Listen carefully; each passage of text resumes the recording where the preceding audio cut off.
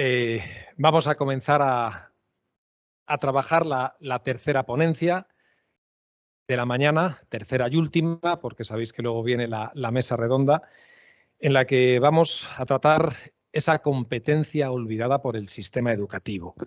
Es verdad que en el ratito que voy a compartir con vosotros, pues vamos a hablar un poco de música. Por eso me ha gustado mucho ese ocuparnos del tiempo libre, ¿verdad? Vamos a hablar un poco de música. Vamos a hablar también un poco de cine. Vamos a hablar de lo que enseñan algunas películas, lo que enseñan algunas canciones. Vamos a hablar de sistema educativo. Vamos a hablar de competencias educativas. Y vamos a hablar de familias. Y todo eso junto, pues espero que cree un contexto de reflexión compartida, un contexto de ilusión en la tarea de educar, tanto para los docentes como para los no docentes, que son pues, las personas, las familias que nos acompañan. Una película que tenéis que ver en este fin de semana. No os voy a decir que sea el fin de semana porque a lo mejor tenéis el día comprometido o que lo os he dejado más corto, ¿no? El año 1962. La película, no sé por qué es en blanco y negro, porque ya había películas de color, ¿no? En esa época con mucho. Y quizás muchos lo hayáis identificado ya, es El milagro de Anna Sullivan, ¿verdad? Esa historia tremenda, dura, durísima, de la activista Helen Keller, que nada más nacer, a los poquitos meses de nacer, sufre una infección que hoy pues, posiblemente los médicos llamarían una meningitis, y siendo inicialmente una niña sana, la niña queda ciega y sordomuda. Del momento en el que la madre descubre que su hija no ve, no oye, es un momento impactante. Pensé en ponerlo, pero era como demasiado duro. La niña crece y se convierte en una preadolescente. Se convierte en una preadolescente.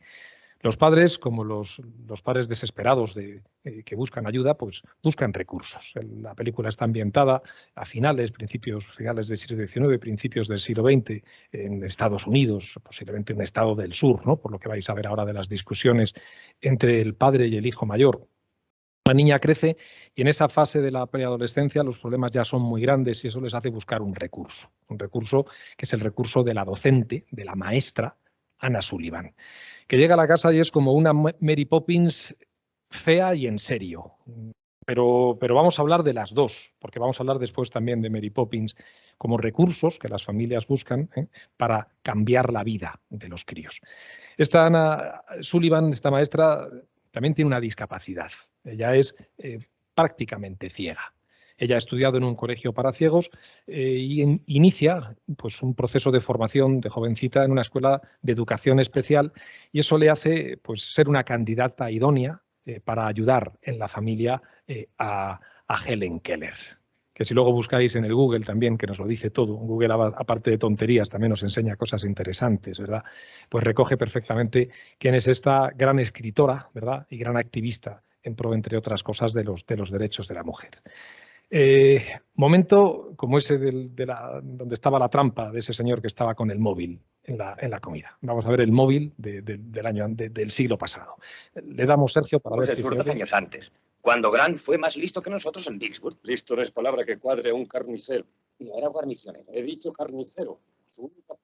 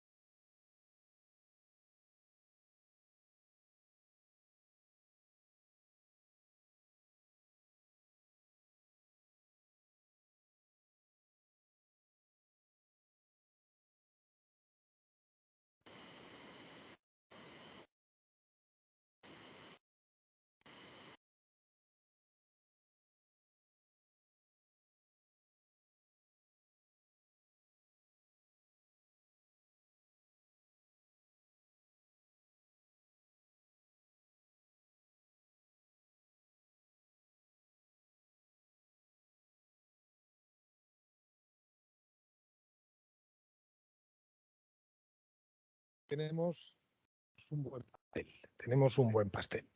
Ya no sé si comprometer a Pilar y a los psiquiatras y psicólogos a que diagnostiquen a partir de aquí, ¿no? Pero podríamos pensar inicialmente en que hay, bueno, pues algunos aspectos del desarrollo neurológico que vienen mal, ¿no? Toda esa, digamos, pues esas secuelas, ¿no? de esa meningitis del principio. Encontramos una familia que se mueve por la compasión, pobrecita, ¿verdad? Tenemos que dejarla.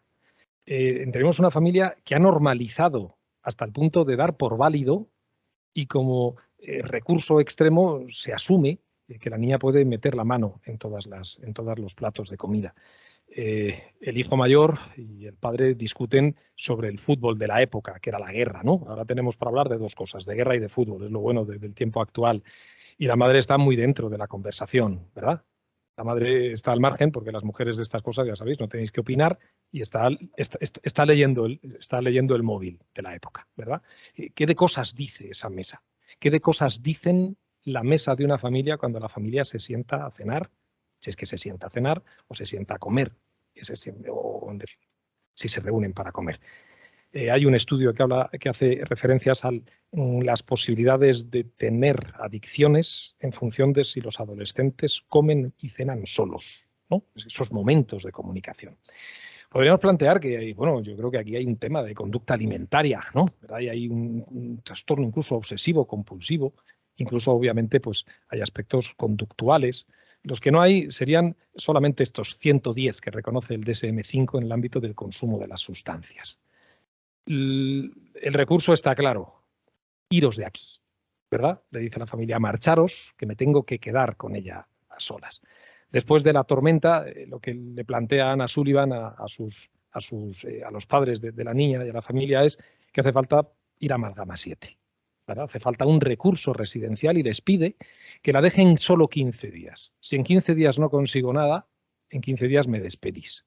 Pero os pido que en estos 15 días me dejéis a solas con ella en la cabaña. Estos, como son ricos, pues tienen casa y cabaña, ¿no? Y la cabaña pues es una cabañita que está al margen de la vivienda y veremos después, al final de la ponencia, cómo acaba la historia, después de ese proceso, ¿no? de aislamiento, de intervención, de seguimiento y de visita de la familia, ¿no? Que viene a valorar, ¿no? lo que hace el especialista.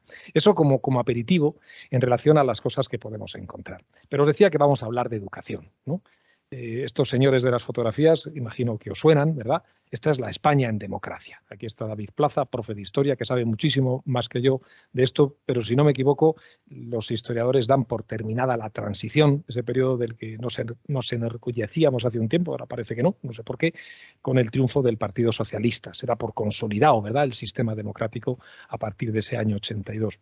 Los colores de arriba son casuales, ¿de acuerdo? Porque queda bonito, ¿no? Pero el PSOE, pues en breve no empieza a trabajar, ¿no?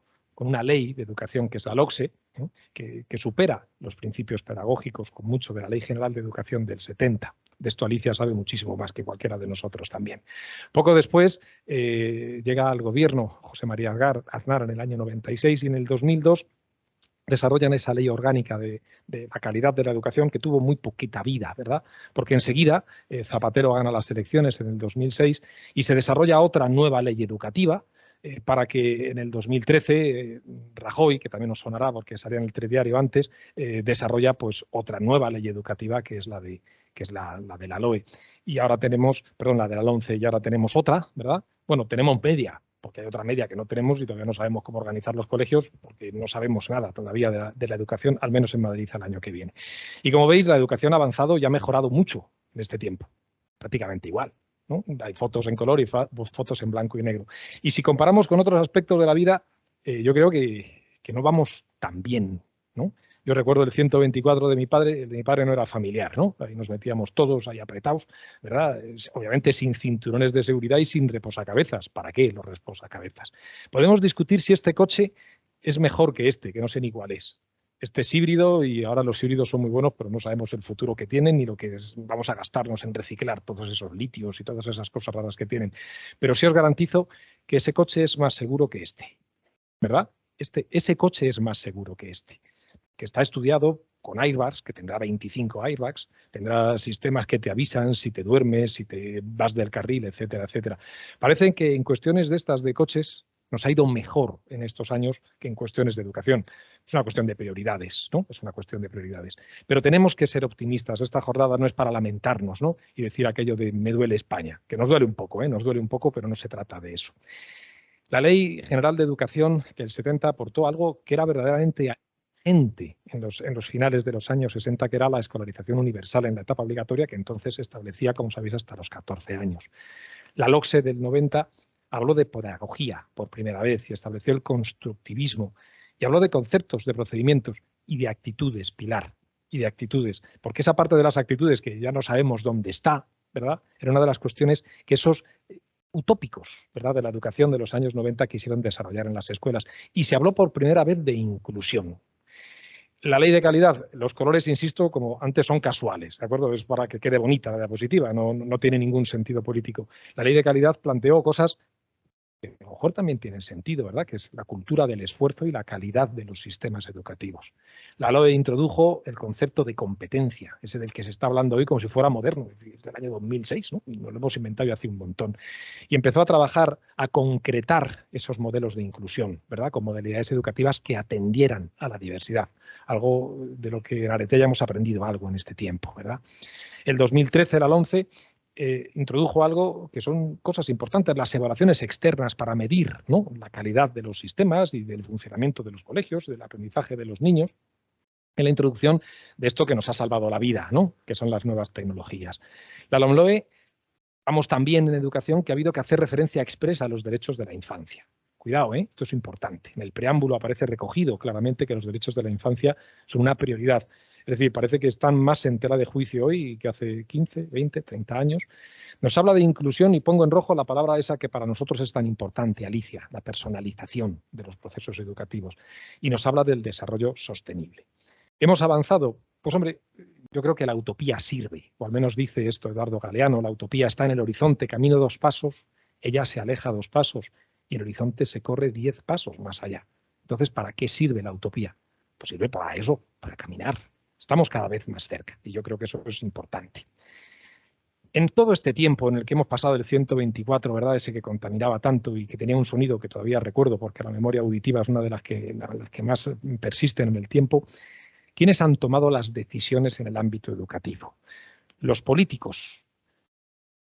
Los políticos, unos nos han hablado de cultura de esfuerzo y otros nos han hablado de oportunidades para todos. Pero en serio, ¿son incompatibles una con otra? ¿Es incompatible el trabajar las culturas del esfuerzo y simultáneamente las culturas de la oportunidad para todos? ¿Por qué no un pacto de Estado para la educación? ¿Por qué lo ha habido para las pensiones y no lo ha habido para esto? Ángel Gabilondo, que como sabéis ya ha pasado ahí a la recámara como defensor del pueblo, pues este profesor, que fue profesor mío en la facultad, ministro de Educación, ha sido el último que hace unos años quiso propiciar el pacto de Estado por la educación. Ya nadie se acuerda ni de Ángel Gabilondo ni del pacto de Estado, porque la educación es un arma arrojadiza en el ámbito político. Han podido tomar decisiones también los responsables del marketing educativo. Mejoramos para diferenciarnos, mejoramos para vender más. Y el alumno y la familia pasa a ser cliente. Eso es un riesgo también para los procesos de la educación. No lo dudéis, y por eso están en medio. Los que más decisiones han tomado en estos años en el ámbito educativo han sido las tecnológicas. Antes, Real Madrid o Barça, no, ahora es Android o iOS. Estás aquí, Sergio, ¿no? Las multinacionales de la tecnología se han introducido en las escuelas y yo la pregunta es, ¿quién ha formado a los docentes en los últimos años? Expertos en inteligencia artificial, no en inteligencia emocional. Y eso está pasando, estamos pagando ahora la factura, quizás, de todos esos errores previos. Los equipos directivos hemos tenido que tomar decisiones priorizando el marketing, la educación o los criterios aportados por las familias en los consejos escolares, asociaciones de madres y padres. Y los profes de aula están desorientados. ¿Quiénes son los referentes, ¿no? ¿Estamos seguros de la tarea? ¿Qué prestigio social tiene el profesor en el mundo de hoy? Luego veremos unos gráficos muy interesantes sobre eso. Sócrates, padre de la filosofía occidental, decía que si me hubiera dedicado a la política o atenienses hubiera padecido hace mucho tiempo y no hubiese hecho ningún bien, ni a vosotros mismos ni a mí mismo. Huyamos de la política. Y su discípulo Platón lo aprendió también, que dijo lo contrario, ¿verdad? Que dijo que uno de los castigos por rehusarte a participar en política es que terminarás siendo gobernados por hombres inferiores a ti. Por lo tanto, la idea es clara. La educación sí es una acción política. La educación es una acción política llevada a cabo no por los políticos, y luego tenemos una encuesta de cómo salen bien parados o mal parados en la valoración de la sociedad, sino por los educadores, que son también agentes políticos de la sociedad civil. El cuento este imagino que os lo sabréis, ¿verdad? ¿No? El de Anna Sullivan, si lo he contado, entiendo, doy por hecho que un mínimo de alfabetización en literatura el auditorio tiene, ¿verdad? En literatura infantil. El lobo este es tan dulce que no da ni miedo, ¿verdad? Pero ahí está el cerdito este más feliz, que era el de la casa de paja, ¿no? Ese que, bueno, que venía una tormenta y se quedaba sin casa. El otro un poquito más trabajador, que hacía la casa de madera. Y el currante. ¿Lo veis? Que está contento, no sé por qué, porque deben pesar los ladrillos esos que no veas. Que era, recordemos, que es lo bonito del cuento, que lo bonito del cuento es que al final les abre la puerta a sus hermanos. Eso no lo podemos perder de vista, ¿verdad? A pesar de que unos habían trabajado un más o menos. Por tanto, está claro que es mejor ¿cuál? La casa de ladrillos, ¿vale? Pero ahora vienen los sostenibles y nos dicen que no, que es mejor una casa de paja, porque la casa de paja aísla más del frío y del calor. Yo esto no sé si los bomberos van a tener bastante más trabajo en los próximos años o las casas de madera. ¿En qué quedamos? ¿En qué quedamos? Todo esto produce confusión, porque todo lo que nos habían contado que era firme deja de serlo. Y al final, pues tenemos que decidir que no puede ser verdad, la única verdad, el hecho de que no existan referentes. Necesitamos brújulas, necesitamos nortes. Nuestras brújulas no se pueden ver afectadas por tormentas eléctricas que confundan la dirección. Necesitamos cimientos. Hasta la casa de paja necesita cimientos. Hasta la casa de madera necesita cimientos. Hasta la casa de ladrillos, por supuesto, necesita cimientos. Y nosotros, los que nos entramos todos los días muy pronto en las clases y salimos de las clases, trabajamos con unos elementos, los ladrillos de nuestro trabajo. Aquí recogemos la definición de currículum en las distintas leyes educativas. ¿Cuáles son los elementos del currículum? Lo que tenemos que llevar al aula. La ley del 70 hablaba de contenidos y métodos. Os he puesto en rojo las novedades. La LOCSE añade objetivos y criterios. La LOCE no añade nada nuevo en relación a elementos del currículum. La LOE, como hemos dicho, añade la competencia. Y para el ámbito de la FP, únicamente para el ámbito de la FP, introduce los resultados evaluables de aprendizaje. La LOMCE mantiene competencias y añade estándares de resultados de aprendizaje evaluables que eran de la FP, pero que se aplican al conjunto del sistema. Y la LOMLOE, como veis, no añade nada nuevo respecto a lo que teníamos anteriormente. Este es el recorrido de la historia de las competencias, que recoge la LOE, la LOMCE y la LOMLOE, ya que nuestra enseñanza tiene que ser competencial, si no sois unos profesores nefastos, si no desarrolláis las competencias en el aula. Estas son las primeras, luego vienen desordenadas porque intentan ser un recorrido transversal. Lo que era en competencia en comunicación lingüística se ha mantenido y en la LOMLOE hemos introducido la plurilingüe. Lo que era competencia matemática la hemos mezclado aquí con ciencias y tecnología y aquí con ingeniería. La que era conocimiento e interacción con el mundo físico se les debió perder en alguna reunión del folio ese porque ese ya no está en las siguientes. El tratamiento de la información y la competencia digital. Has hablado de estrés, de sobreinformación, Pilar, hace un rato.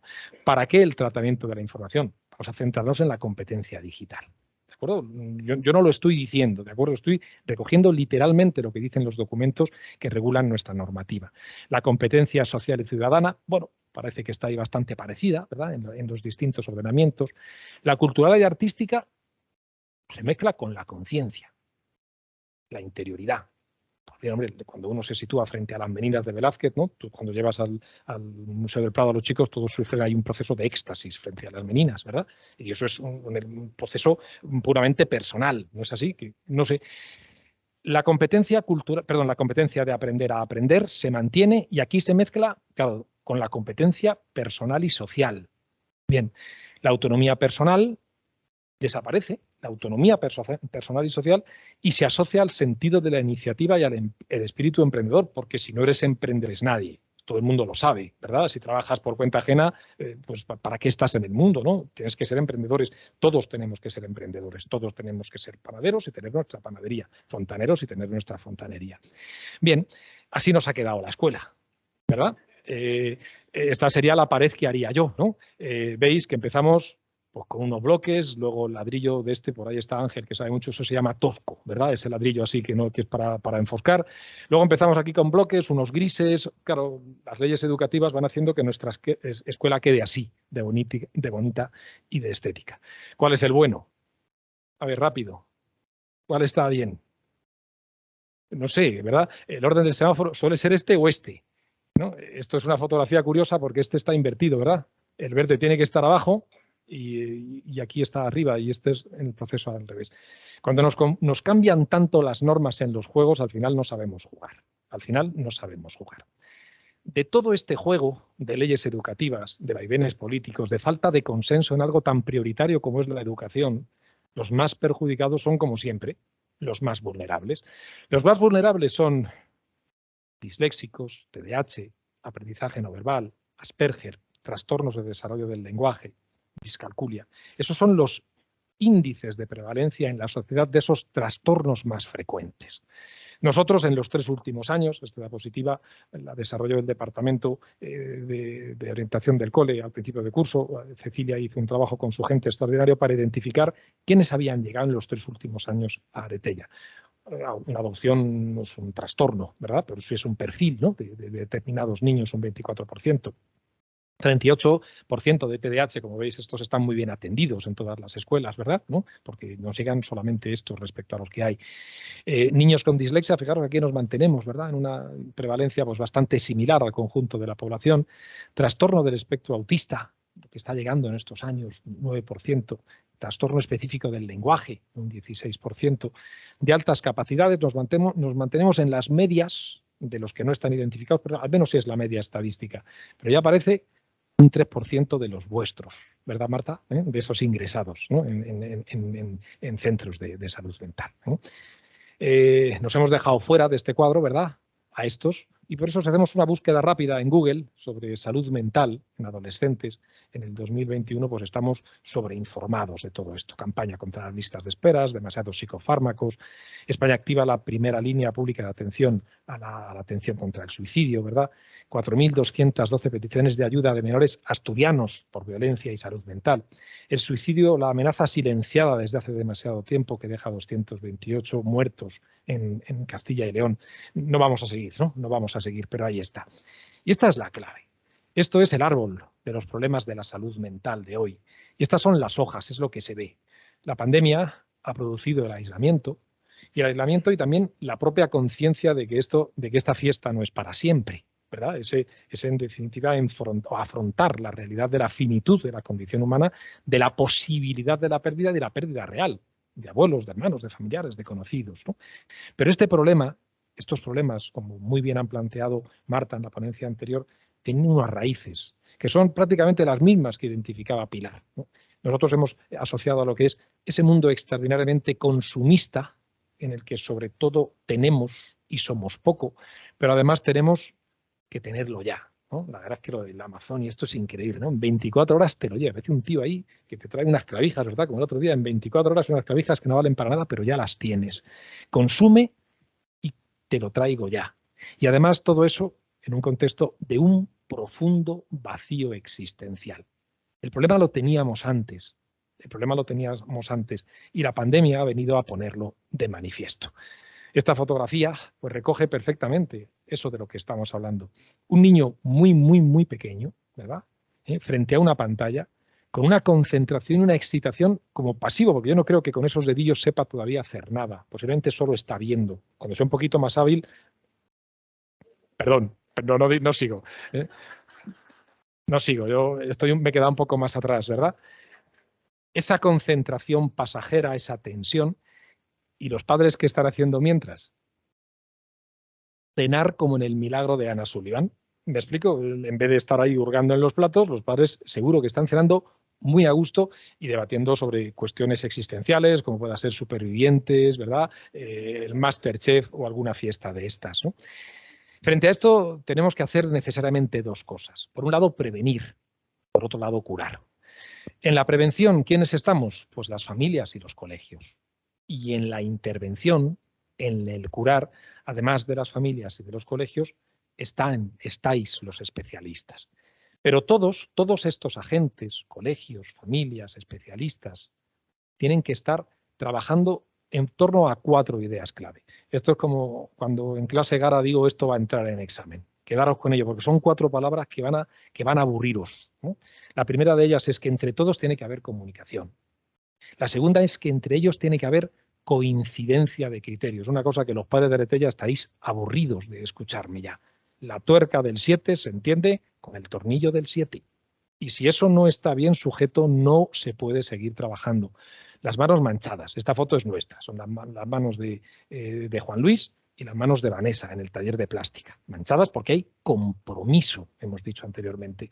Y sobre todo, por favor, profesionalidad. En una obra, el fontanero sabe lo que tiene que hacer. El cerrajero sabe lo que tiene que hacer. Y el albañil también. Pero tiene que haber alguien que dirija. No sea que se ponga el pintor en la pared antes de que el albañil haya hecho la roza para que el electricista meta el tubo. Y cuando intervenimos, a veces esto no lo tenemos muy claro, ¿verdad? ¿Dónde está el trabajo de cada uno? Y sobre todo, ¿quién coordina la intervención de unos y de otros? Iba a decir que jugábamos a relacionar con flechas, ¿no? Pero estas reflexiones las compartimos con los papás a principio de curso. La familia ha destacado que tiene la responsabilidad fundamental de la educación. Y hasta hace relativamente poco la escuela tenía el objetivo de la instrucción. Antes hablábamos de escuelas, hoy hablamos de centros educativos. Y de hecho, si hacemos una visión histórica de cómo hemos llamado a las instituciones políticas que se han encargado de estas cosas, en el periodo de la transición, de la restauración, cuando empezaron a desarrollarse la estructura de los estados contemporáneos, se empezó a hablar de Ministerio de Instrucción Pública. Ministerio de Instrucción Pública y Sanidad, todos ahí metidos, ¿verdad? Comisión de Cultura y Enseñanza. Y como veis, en la zona republicana, en la época de la guerra. En la zona nacional, Ministerio de Educación Nacional. Pero esto que puso el franquismo, ¿verdad?, que se mantuvo durante el franquismo, en todo el periodo de la transición, ya nadie ha osado hablar de Ministerio de Instrucción, sino de Ministerio de Educación, porque la labor de la escuela ha cambiado a lo largo de estos años. ¿Cuál es la mejor escuela? ¿Qué consideráis? ¿La A, la B o la C? ¿Quedáis ahí? La A, la B, la C. Bueno, vamos, esta es nuestra propuesta. Esta es la nuestra, ¿verdad? El hecho de que, sí, hombre, los niños al colegio vienen a aprender matemáticas, a aprender inglés, por eso pues unos tenéis unos carnets, ¿no? Por ahí está Sara, que es maestra de primaria, por ahí está Iván, que sabe algo de deportes, por ahí está Adrián, que sabe algo de historia, Raúl, que sabe algo de química, ¿verdad? Son distintas tareas de la instrucción, pero la instrucción es solo una parte de una tarea más ambiciosa, que es la educación. Hace unos años, la tarea de la escuela, de la educación, perdón, era una tarea simple, ¿eh? El trípode no cojea, ¿verdad? Ese es imposible que cojee algo que está apoyado en 3. Las sillas en las que estáis sentados pueden cojear. Una puede tener una pata más larga que otra. La estabilidad es mucho más improbable cuando hay 4 patas que cuando hay 3. Y hoy tenemos un invitado de excepción en la educación, que son las redes sociales, los medios, las pantallas. Las familias de hoy más complejas que las de ayer, por supuesto, distintas tipologías de familia. Habéis hablado de familias con estructura monoparental frente a los que no. Familia extensa, también la red familiar, ¿no?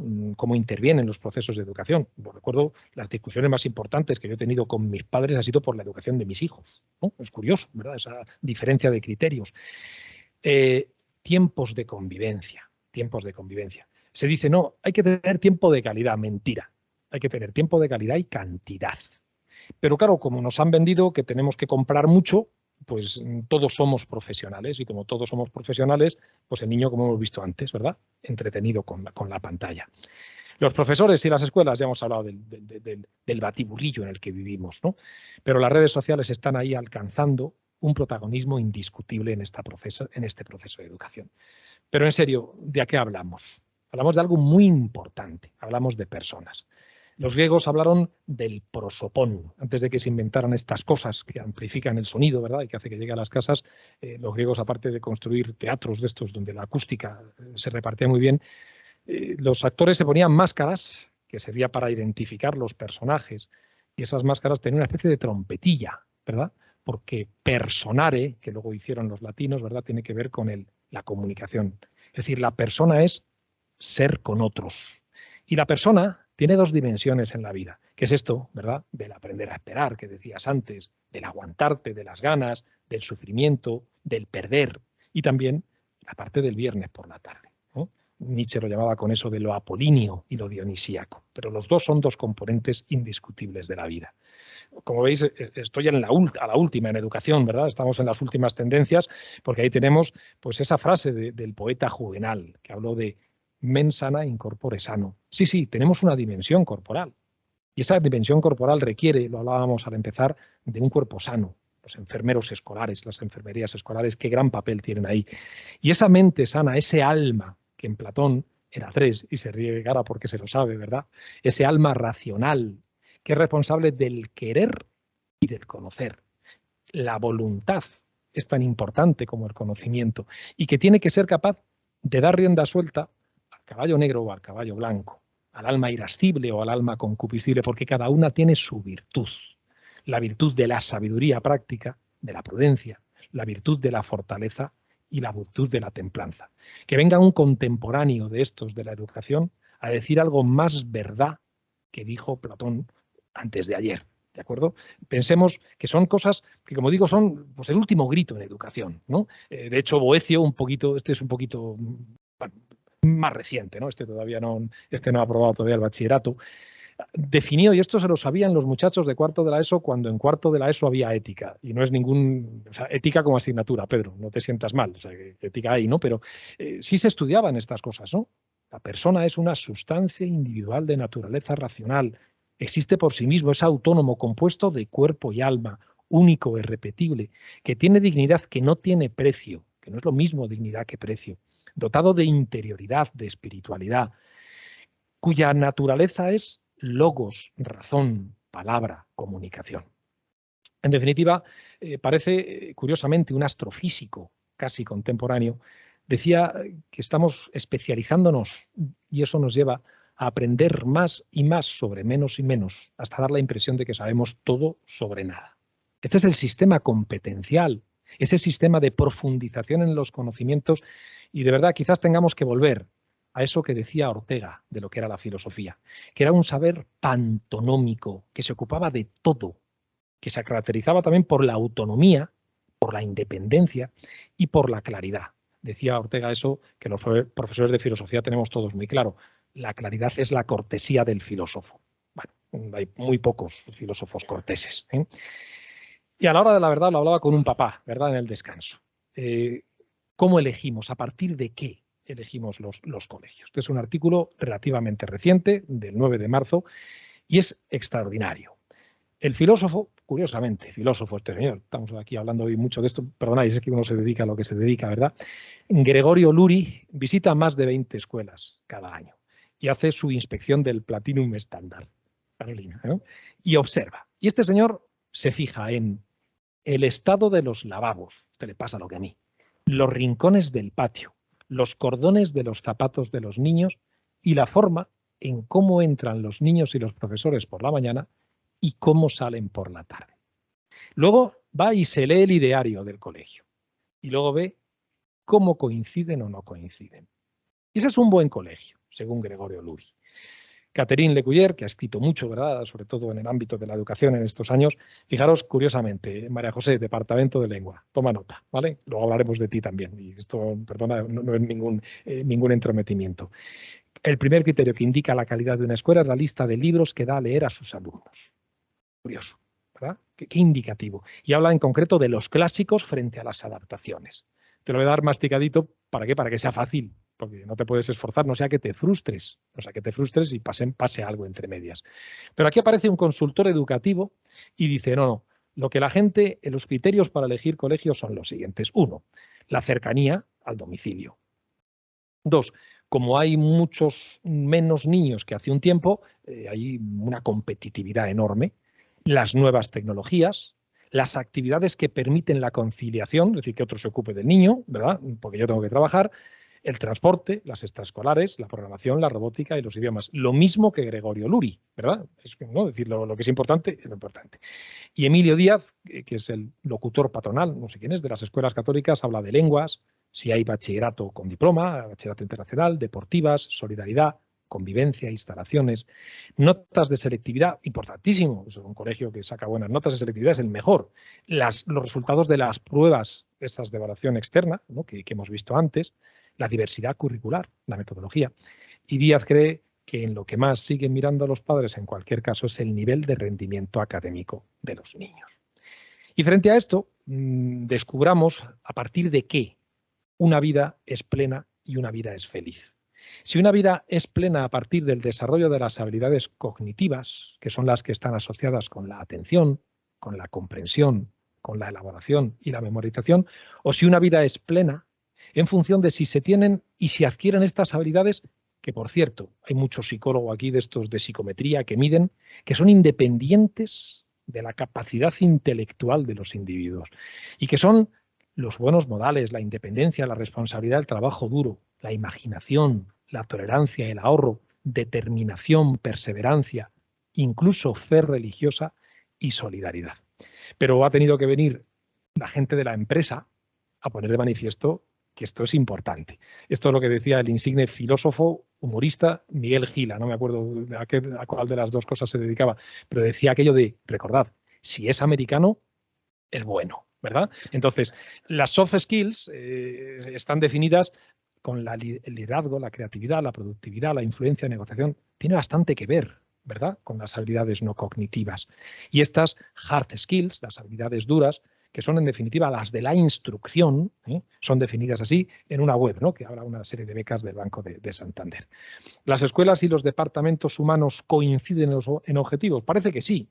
Parece que tienen más importancia eso que los padres no están priorizando, las habilidades no cognitivas, las habilidades blandas. Pero no olvidemos, en la persona, el objetivo, perdón, en la escuela el objetivo es la persona, y en la empresa la persona está para la productividad.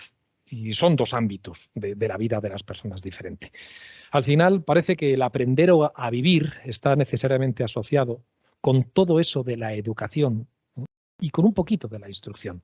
Pero toda esa parte de las habilidades no cognitivas quizás sean las que estamos dejando de lado en la escuela. Estas son nuestras preguntas, las preguntas que si yo tuviera a la ministra de Educación le podría decir, oye, por favor, en relación a estas competencias que habéis puesto en la ley, ¿dónde queda el asombro y la admiración sobre el entorno? Por favor, todo esto es lo que tenemos que empezar el lunes a trabajar en clase. Admiración, decía Aristóteles, que el saber empieza con la admiración. Y la admiración produce o comprensión o más admiración. Y cuando no comprendemos lo que admiramos, entonces surge en el ser humano eso tan bonito de la poesía, eso tan bonito del arte. La competencia lingüística plurilingüe, revisemos por favor los modelos bilingües, porque están dejando fuera a muchos niños y están dificultando una comprensión verdadera del mundo en el que vive. El otro día Cecilia me contaba anecdóticamente una familia que venía a hablar de que estaba de la Catholic Queen hasta la Coronilla. La Catholic Queen, yo me imagino que sería Isabel, ¿verdad? ¿No? Tendría pinta de ser... No, perdón, Elizabeth, ¿no? Tendría que ser, ¿no? Para ser del todo bilingües. Competencia digital, muy bien, pero por favor, lectura y reflexión. Porque la lectura es un acto de profunda intimidad, de profundo encuentro con uno mismo. Competencia personal, social, de aprender. Esto es un batiburrillo, está el primer plato, el segundo plato, el postre, todo junto. Conócete a ti mismo, cómo eres, cómo te relacionas, la metacognición, cómo aprendes. La competencia ciudadana, ¿podemos basar la convivencia en criterios de utilidad? ¿Qué de los cimientos de la convivencia, que son los valores? La competencia emprendedora, ¿todos emprendedores? No, derecho a ser diferentes, la obligación de respetar las diferencias, la salud física y la salud mental. Y ese trabajo sobre la espiritualidad y la introspección que estamos dejando de lado. Si tuviéramos que definir esa competencia del aprender a vivir, quizás tendríamos que centrarnos en estas ideas de enseñar a mirar, la observación, para ir más allá de las apariencias, tiempo aprender a esperar en el momento de la inmediatez. El arte para volver de lo digital a lo dactilar, ¿verdad? Porque digital en principio tenía que ver con lo que era con los dedos. La profundización frente a esa lectura rápida, ¿no?, con la que solemos leer los documentos en diagonal. El conócete a ti mismo frente a ese yo de mentira, que es el yo de las redes sociales y del ámbito de las pantallas. La salud física y mental. Y cambiar el origen de ese liz, ¿verdad?, que tiene que ver con guiar, a esa palabra más latina, más nuestra, que era lo de educar, que significa verdaderamente guiar. Quizás esos son los ladrillos olvidados del sistema. No sé cómo voy de tiempo, un poco mal, me temo, ¿vale? Entonces, por eso, otra tarea, ¿vale? Esta tarde tenéis que buscar en el Google esta canción, porque verla ahora o escucharla ahora me da un poco de miedo porque dura 4 minutos, es un poco larga. Joan Bautista Humet se murió hace unos años, el hombre de un cáncer de páncreas muy rápido, y hicieron un homenaje en su pueblo y hay un vídeo de YouTube precioso donde está el homenaje en el que había 3 señoras que tenían una media de edad de 550 años cada una, ¿no? Porque en este país lo que solemos hacer con la gente valiosa es olvidarla, ¿verdad?, y sustituirla por otra que a lo mejor no es tan valiosa. La letra de esta canción es preciosa. Es un canto a la simplicidad, a la sencillez. Es un canto a volver, en definitiva, a ese encuentro en el hogar, a buscar y a reconocer que al sueño americano se le han ido las manos, que no hay nortes por ahí, que en definitiva tenemos sobre todo que vivir, hacer del sol nuestro aliado, pintar otra vez ese horno ajado y aprender a respirar. Esta canción de verdad es una especie de himno, ¿no?, de himno que nadie escucha, que nadie conoce porque ya tenemos el Slombo, ¿no?, que dice más cosas. Yo no me he enterado de lo que dice esa canción, no sé si, pero me temo porque no dice nada. ¿Avanzamos algo? ¿Se ha quedado ahí? A ver si. Bien. Los especialistas de la prevención, pues somos los de las escuelas, ¿verdad? Y fijaros que ponemos arriba la figura del tutor, imprescindible, fundamental, troncal, que coordina un trabajo de docentes, que también tiene la presencia de los orientadores escolares, que son los que más suelen asistir a estas jornadas, que tiene que estar acompañando el paso del trabajo de los profesores y de los tutores, esos especialistas de pedagogía terapéutica, de audición y lenguaje, porque se han creado espacios para los niños con dificultades, pero no con todas las dificultades en las escuelas. El enfermero o enfermera escolar, que como hemos dicho, debe permanecer en el contexto en el que estamos, y la introducción de otras figuras, ¿verdad, Fran?, como el educador social, que debe cuidar de esa parte de la salud social, que es otro indicador de la salud de un centro. Y las palabras que antes hemos dicho, que no las pregunto porque seguro que ya las tenéis claras, ¿no? La comunicación, la coincidencia de criterios, el compromiso y la profesionalidad. Y hay otros profesionales que son los especialistas que entran a formar parte del círculo para curar. Y ahí está arriba del todo la psiquiatría y la psicología clínica, pero que deben, en definitiva, conectar con todo este proceso de conocimiento y siempre, por favor, con los mismos criterios de comunicación, coincidencia de criterios, compromiso y profesionalidad. ¿Qué modelos terapéuticos hay para atender a los niños en el ámbito de la salud mental? Si dijéramos un niño con problemas de lenguaje, un niño del espectro del espectro autista, pues todos teníamos muy claro qué recursos hay en la escuela pública y concertada para atenderlos. Para estos, pues tenemos el niño que acude al psicólogo quincenal, semanalmente, al psiquiatra mensualmente. Cuando los problemas son más grandes pasamos a los centros de día, ¿no? De esto sabéis mucho en Amalgama 7 y mucho en la clínica de la Universidad de Navarra, sobre todo en esa parte, ¿verdad?, de atención ambulatoria. Y cuando los problemas son más grandes pasamos a las residencias terapéuticas.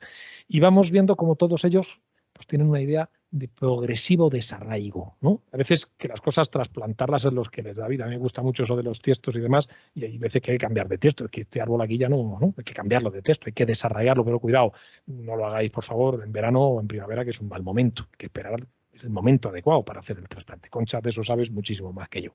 Sabe de las cosas importantes, por supuesto. Pros y contras de los distintos modelos. La atención ambulatoria, ventajas, mantiene que el niño vive donde vive, es su familia, es su colegio. Inconveniente, que a veces esa atención por parte del especialista es insuficiente. Por eso aparecen los centros de día, que mantienen los vínculos familiares, que mantienen los vínculos con el contexto social y que introducen una cuestión importantísima, De esto también en MACLA sabéis un montón, ¿verdad? Que es la atención multidisciplinar. Inconvenientes, que rompe el vínculo con el entorno escolar, que mantiene el vínculo con el entorno social. Fijaros, eso está en ventajas e inconvenientes, porque dependiendo de cómo sea el entorno social, puede ser una ventaja o un inconveniente el mantenerlo. Puede ser insuficiente en función de la gravedad y un inconveniente abiertamente, eso pasa también en Arretella, es el contexto relacional del centro. ¿Con qué otros chavales o chavalas se junta mi chaval o mi chaval en ese centro al que va? La residencia terapéutica incrementa esa atención multidisciplinar, rompe el vínculo con el ecosistema del paciente y eso se convierte también en inconveniente, ¿verdad? Pero hay un problema nuevo, que es la readaptación al medio. ¿Cómo vuelve el muchacho después de haber pasado por el taller? ¿Cómo vuelve el muchacho después de haber pasado por el taller? Ayer teníamos una reunión, José María, que estás por ahí y yo, ¿verdad?, con unos papás que hablaban justo de esto, ¿no? ¿Cómo ha sido el reingreso al entorno familiar, al entorno... Perdón, ya no lo digo lo de abajo, ¿no? Porque ya os lo sabéis, ¿no? Las 4 fotos esas que son importantes. 2 retos para pensar. Los que sois de mi generación reconoceréis, los que no lo conozcáis sois jóvenes, los que os acordéis de ellos ya no tanto. Ramón Sánchez Ocaña, ¿no? Ese programa del Más vale prevenir, que veíamos todos, que yo no sé si era antes o después de Con 8 basta los viernes, ya no me acuerdo bien, ¿no? Solo reís los que tenéis cierta edad, los que os habéis callado no sabéis nada, pero bueno, bien. ¿Podemos esperar a tercero de la ESO para empezar a intervenir? Es decir, el seguro escolar, la seguridad social del estudiante, genera, ofrece recursos económicos a las familias para recibir la atención terapéutica en el ámbito de la psicología y de la psiquiatría que sus hijos necesitan. ¿Por qué no antes? ¿Por qué no en primero? ¿Por qué no en segundo? ¿Por qué no en cuarto? ¿Por qué no en quinto? ¿Por qué no en sexto? Somos tan listos, ¿verdad? Que es algo así como si cerráramos los ambulatorios, todos, ¿verdad? Y abriéramos solo quirófanos, ¿verdad? Pues vamos a hacer una buena labor en la atención primaria, sí o no, ¿verdad? Todo esto sabe mucho, Carmen, y tendremos los hospitales pues atendiendo a quien que se ha caído de un piso, el que tiene un accidente de moto, ¿verdad? Esa es una pregunta para pensar, y bueno, que conste, no lo iba a decir, pero lo voy a decir, yo había invitado a un político importante para inaugurar la jornada. No os voy a decir si era del gobierno central o autonómico, para que no me digáis a quién has invitado, Luis, tú de qué cojeas. Lo más lamentable es que le he escrito 2 veces y no me ha respondido ninguna. Y estoy dolido porque yo invité hasta la reina del cole, que me dijo que no, ¿vale? Porque estaba liadilla el día que yo le había dicho que viniera, pero este ni me ha respondido, ¿no? Y menos mal, porque esta era una pregunta para él. Esta era una pregunta para él. ¿Cómo es posible que esto no lo pongamos en marcha? Y segundo, y esta es una pregunta para los coles, para todos los que sois profes o trabajáis en cole.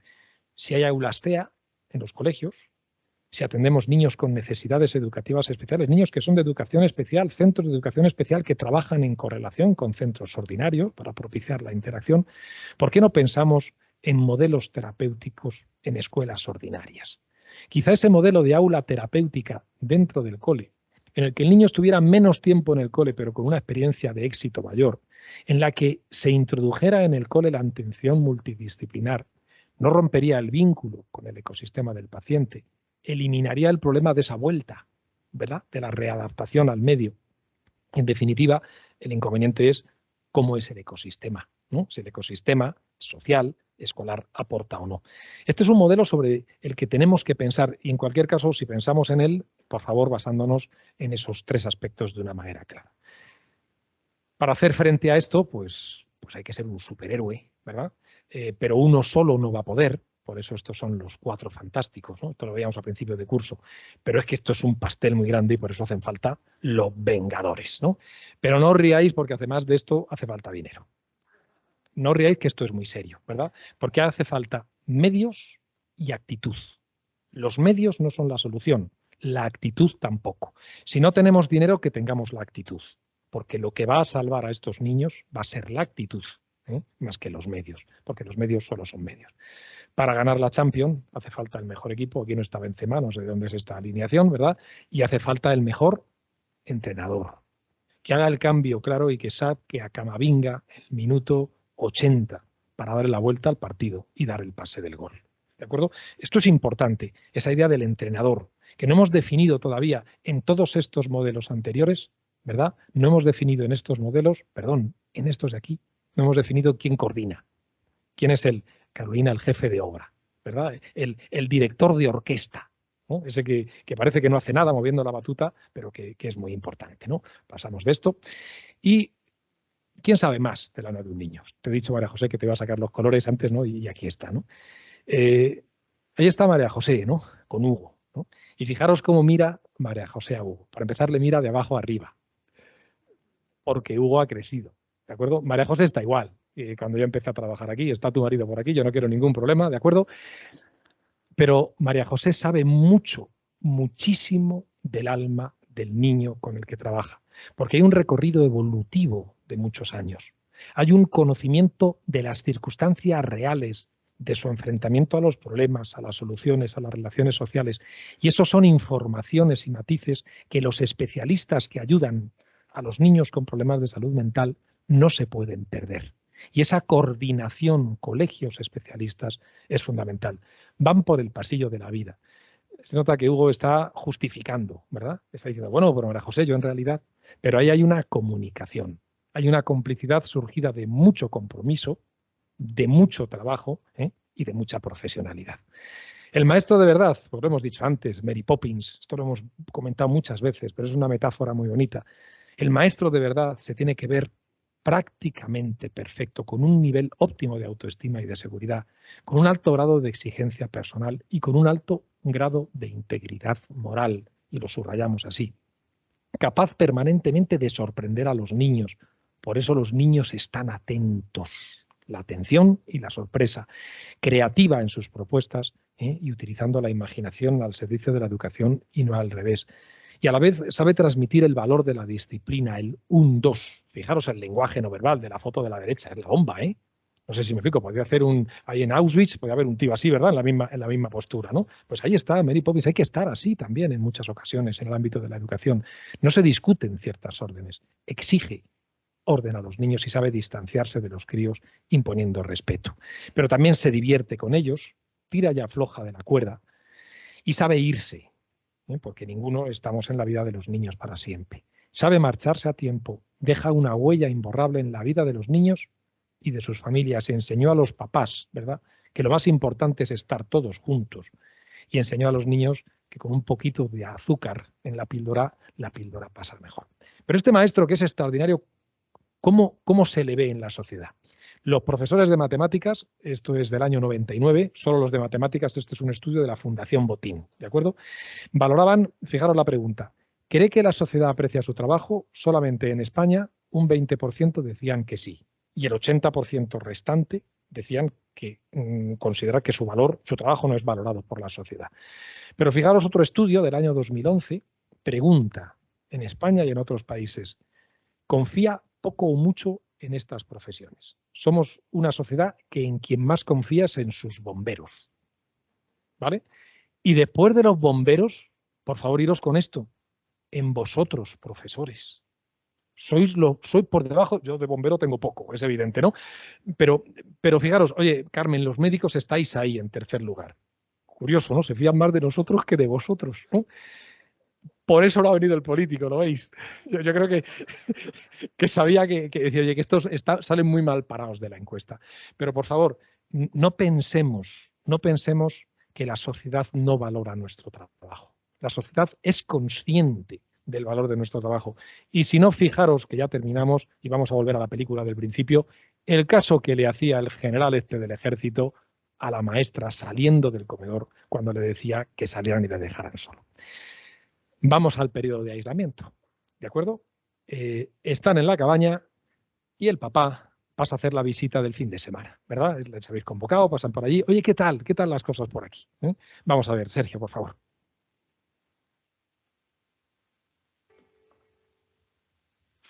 De paso para mi oficina he venido a ver sus progresos. Pues ella me tolera a mí y yo la tolero a ella. ¿Dónde está? ¿Qué le pasa? Diferencias de opinión. Yo creo que debe vestirse sola y ella cree que no. ¿Es este su desayuno? Sí, ¿No quiere tomarlo? lo está deseando. Pero son las 10. ¿Por qué no se lo ha dado? Ella sabe bien que se lo daré en cuanto se haya vestido. Lo está meditando. ¿Pretende hacerla obedecer matándola de hambre? No se morirá de hambre. Aprenderá. Todo es lícito en la guerra y en el amor. Nunca sitió una plaza. No se trata de una guerra. De lo que no se trata es de amor. Un asedio es un asedio. Señorita, ¿no quiere usted a la niña? ¿Y usted?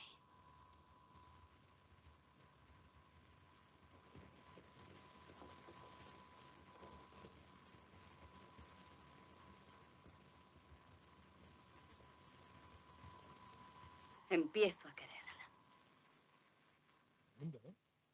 No quiere usted a la niña y usted. Otro se calla.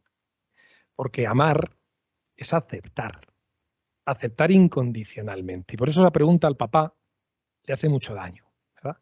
La maestra dice, cuando ejerce ese impacto, ¿verdad? Ese dominio es cuando dice empiezo a quererla. ¿Por qué?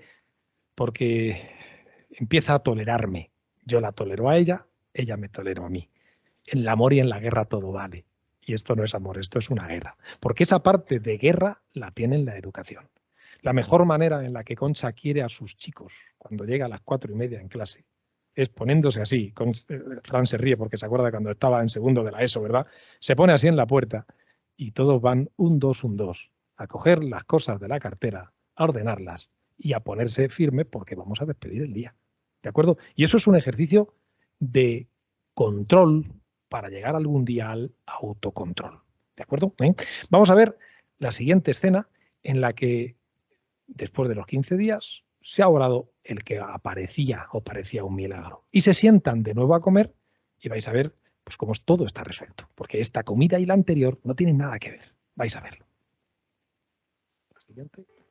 No, dale a otra que es que no se... De paso, Siguiente. Ahí. Ya va.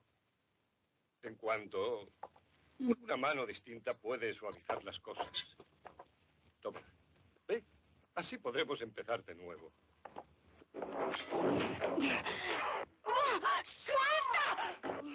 Creo que ya hemos empezado de nuevo. No se moleste. ¿Dónde va? No me ayude a suavizar nada más. Y no se atraviese en mi camino. La trato como si viera porque pido de ella que vea. Y confío en que llegará a ver. No deshaga lo que estoy haciendo. ¿A dónde la lleva? A que llene de nuevo la jarra. ¿Consientes que te hable en ese tono, Arthur? Una persona que tienes a sueldo. No, no se lo consiento. Déjela, padre. ¿Qué? He dicho que la deje. Esa mujer tiene razón. Y Kate y yo, solo usted está equivocado. ¿No se le ha ocurrido nunca pensar que alguna vez puede estar completamente equivocado?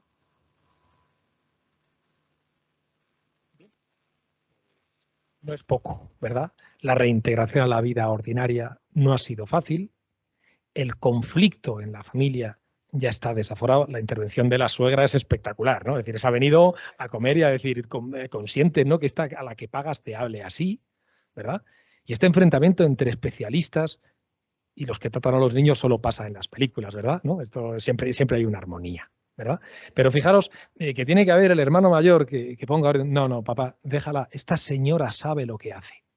Y la otra dice, confío, expectativas altas en que acabará viendo. Y vamos a terminar con el milagro de Ana Sólida. Dale a la siguiente, dale 2 veces porque si no repetirá esta. En cuanto... Saca el jardín para que llene el agua que ha arrojado encima, ¿verdad? Aquí. Bombea. No, mamá no está aquí. Bombea.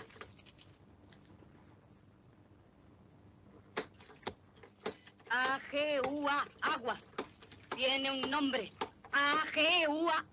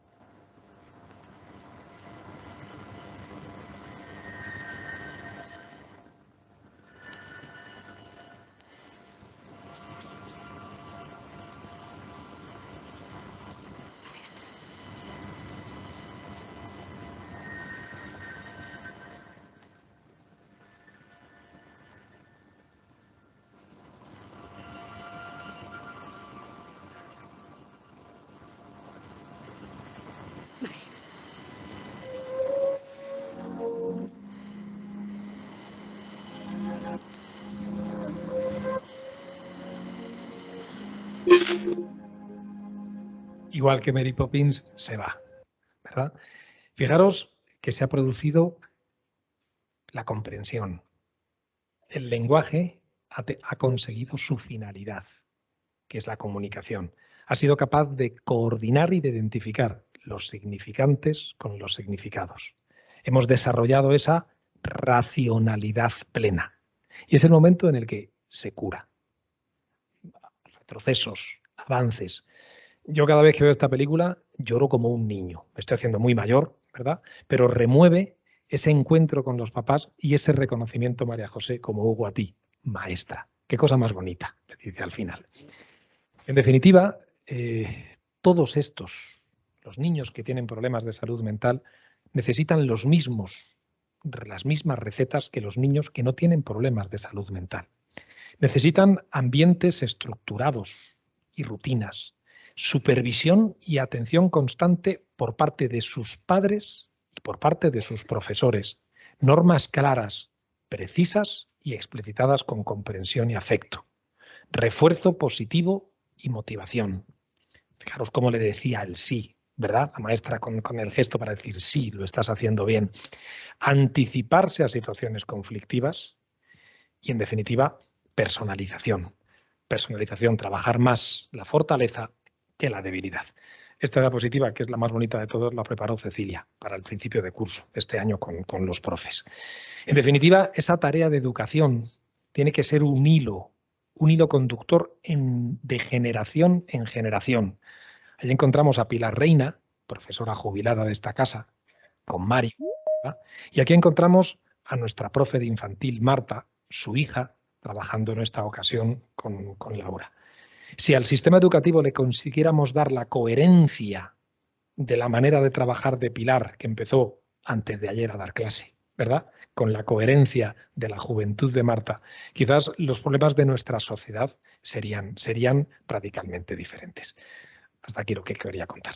Que la va muy bien. ¿Eh?